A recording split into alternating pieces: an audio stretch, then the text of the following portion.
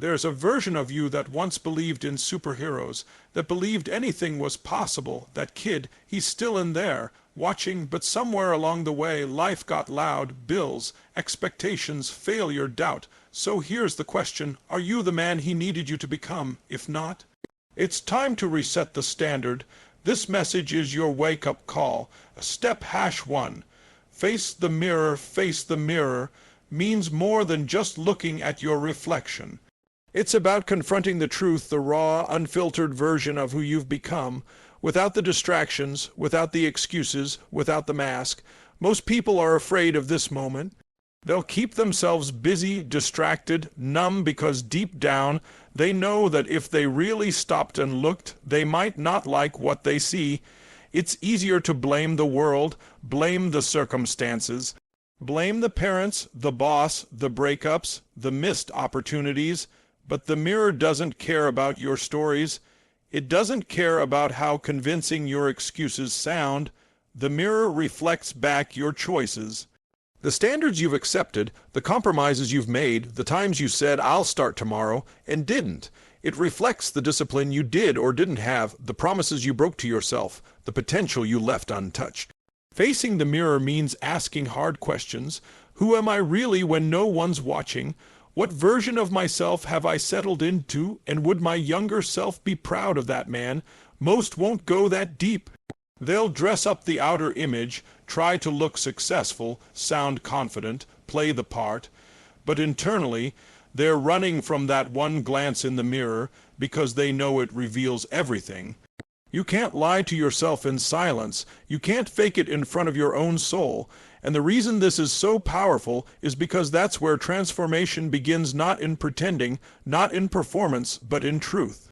When you finally confront what you've been avoiding, when you stop hoping things will change and start taking responsibility for who you've become, it's brutal, it's uncomfortable, but it's necessary.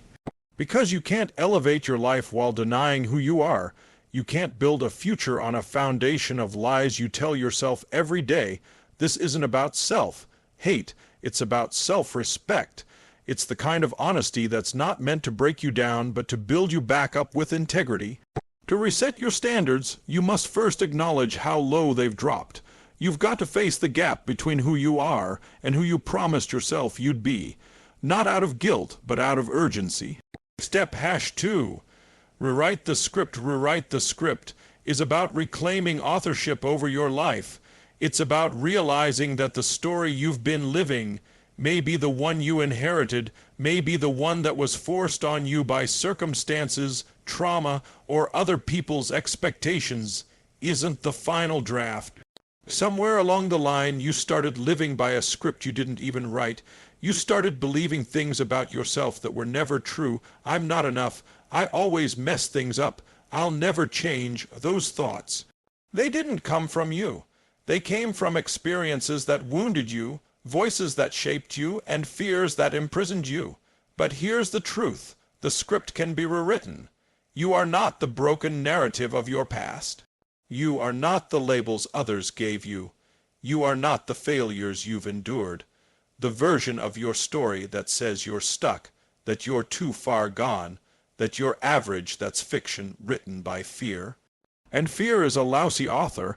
Most people live on repeat. They act like their story is already written in stone, like the way things have been is the way they always will be. That's a lie. Just because a certain pattern has existed in your life doesn't mean it's permanent. Just because you've struggled with self-doubt or addiction or anger or inconsistency doesn't mean that defines you. But nothing changes until you decide to flip the page, to stop quoting the old story like it's scripture. Rewriting the script starts when you take the pen back. You stop waiting for someone to rescue you. You stop blaming the original plot, and you start asking better questions.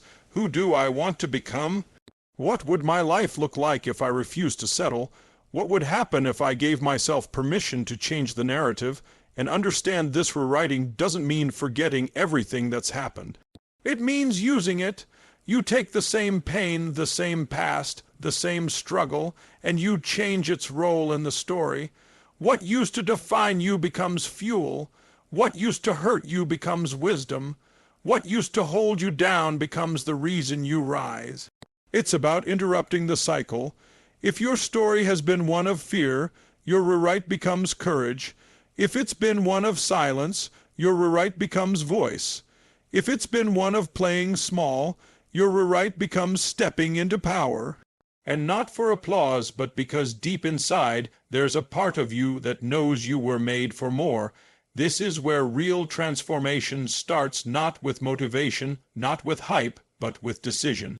A decision to stop reading the old script and start creating the one your soul has been begging you to write. Step #3. Embrace pain as fuel, embrace pain as fuel.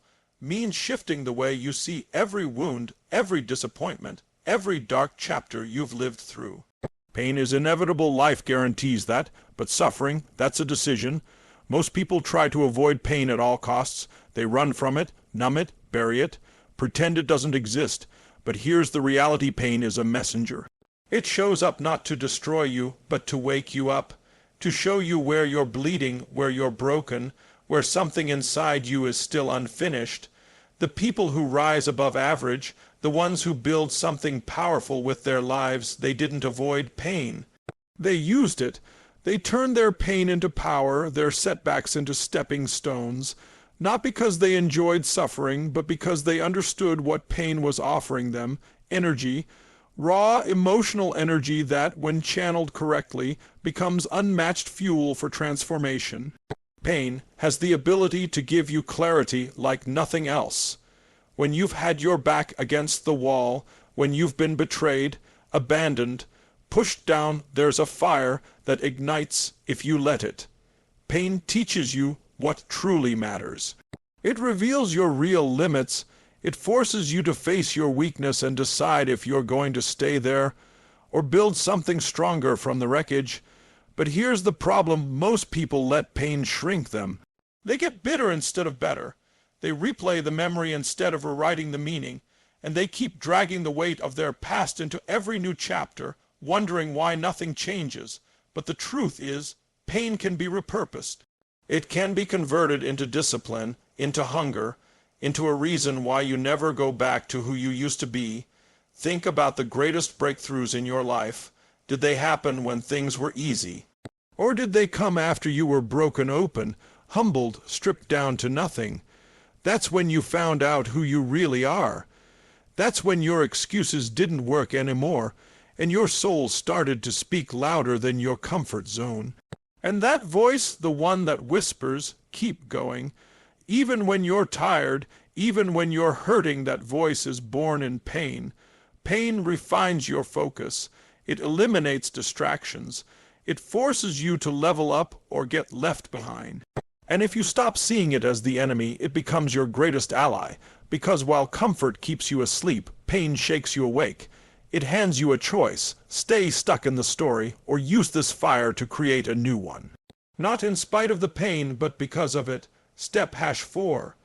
Stand guard at the gate of your mind. Stand guard at the gate of your mind means taking full responsibility for what you allow to enter your thoughts, because your mind is the command center of your life. Every belief, every decision, every habit, it all begins with a single thought. And if you're not actively choosing what gets in, you're passively letting in anything. Most people walk through life with an open gate, letting in noise, fear, criticism, comparison, lies, and they wonder why they feel overwhelmed, anxious, or directionless. It's because they've never taken control of the gate. Every day, the world throws thousands of messages at you. You're not enough. You need to be more. You're behind. You're too late. And if you don't guard your mind, those messages don't just pass through, they take root. They grow into beliefs. Beliefs grow into behaviors. And before you know it, you're living a life designed by someone else's voice. Guarding your mind is about discernment. It's recognizing that not every thought deserves your attention. Not every opinion deserves your energy. Just because something is loud doesn't mean it's true. Just because it's trending doesn't mean it's right for you. Your mind is the soil. Whatever you plant there grows. So if you're constantly feeding it doubt, drama, negativity, distractions, guess what's going to multiply? And it's not just the external input you need to guard against. It's also the internal. That voice in your head, the one that tells you you're not capable, not ready, not worthy, you need to challenge that voice. Where did it come from? Who told you that you couldn't? Why did you believe them? Because here's the truth. Your mind will accept any belief you repeat often enough, whether it's empowering or destructive. That's why standing guard isn't a one-time decision, it's a daily practice. It means being intentional with what you consume, the media you watch, the conversations you entertain, the people you surround yourself with. You're either feeding your vision or feeding your fear. You're either aligning with your purpose or drifting with the crowd. Guarding your mind doesn't mean living in a bubble, it means being a filter, not a sponge. It means you don't just let anything settle in your mental space, you evaluate it, you question it, you decide, does this thought serve me or sabotage me? This discipline shapes your identity, because if you keep feeding your mind with strength, truth, purpose, and possibility, you start to become that. You start to walk different, talk different, think different. Not because the world got easier, but because you got stronger on the inside. Step #5. Lead with purpose, not ego. Lead with purpose, not ego, is a call to shift your driving force from seeking validation to creating true impact. Ego is loud. It needs attention, approval, and applause to feel worthy. It's always asking, how do I look? What do they think of me? Am I winning? But purpose, real, deep purpose, is silent power. It doesn't need a spotlight. It doesn't need permission. It moves with conviction, not competition. When you lead with ego, everything becomes about you. Every room you walk into, you measure yourself against others. You chase status, not substance. You talk more than you listen. You react when challenged because ego can't stand to be questioned. It builds walls around itself to stay protected. But those walls also keep growth out. Ego leads you to short-term wins that feel good in the moment but leave you empty long-term. Why? Because the ego feeds off external achievements, and those are always fleeting. But when you lead with purpose, you're driven by something bigger than yourself. You're not just trying to look successful, you're trying to be significant. You're not chasing trophies, you're building something that lasts, something that lives beyond your name. Purpose grounds you. It gives you clarity when things get messy. It pulls you forward when motivation fades. It's the thing that makes you get up at 5 a.m., not to impress the world, but because you've got a mission that won't let you rest. Leading with purpose also requires humility because you realize it's not about being the best. It's about giving your best where it matters most. It forces you to confront yourself, to ask, why am I really doing this? Who am I doing this for? And when your answer is aligned with something meaningful, everything changes. Your energy changes. Your presence changes. People can feel the difference. There's a quiet intensity in someone who knows their why. They don't need to scream it. They live it. The irony is, the more you lead with purpose, the less you care about impressing people, and yet, that's exactly when people start to follow you, because they see something real, something grounded. They see a man who's not performing, but embodying something greater. Ego divides, purpose unites, ego competes, purpose collaborates. Ego wants to be seen, purpose wants to make a difference, and you can feel when you're out of alignment. When ego takes the wheel, things start to feel hollow. You might have the money, the attention, the respect, but it doesn't fulfill you. Because deep down, your soul doesn't want to be admired, it wants to matter. Ego is addicted to noise. Purpose thrives in depth. Ego seeks fans. Purpose seeks impact. That's why the shift is so vital, because one path leads to burnout, and burnout leads to bitterness. But the other leads to legacy. Step #6.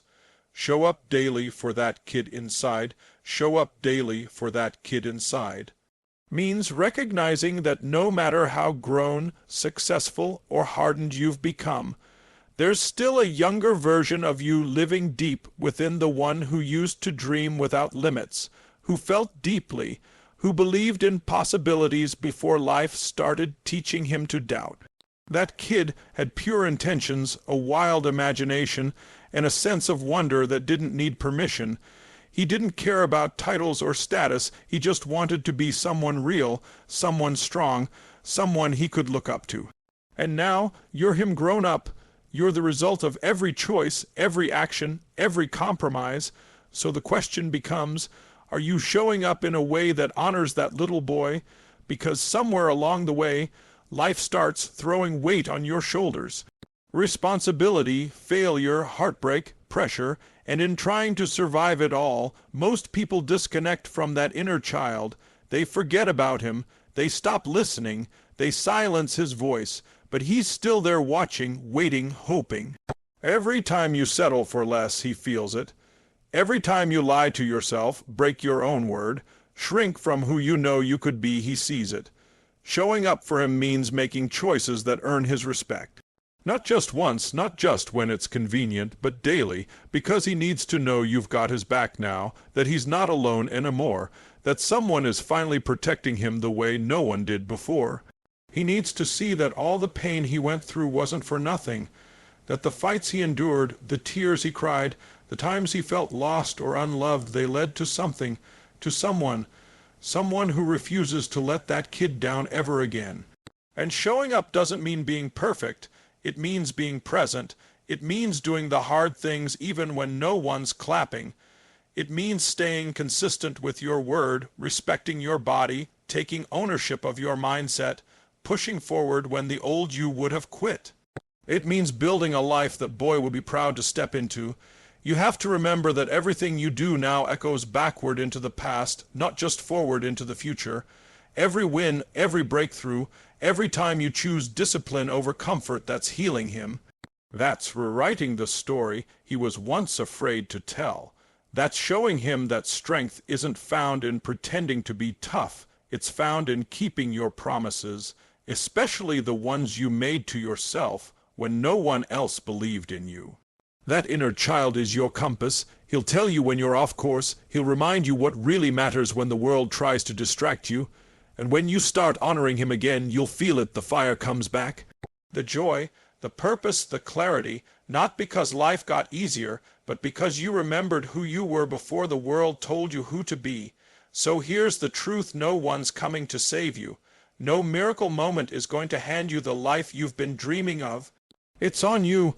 The man you were born to be isn't some distant version hiding in the future. He's buried beneath the choices you make right now. You reset the standard when you face the mirror and confront your truth without flinching. You reset the standard when you rewrite the script and refuse to be defined by yesterday's story. You reset the standard when you turn pain into fuel, not excuses. When you guard your mind like your life depends on it because it does. When you lead with purpose, not ego. And when you show up every single day for that kid inside who's been waiting for a hero, it's not about being perfect. It's about being intentional.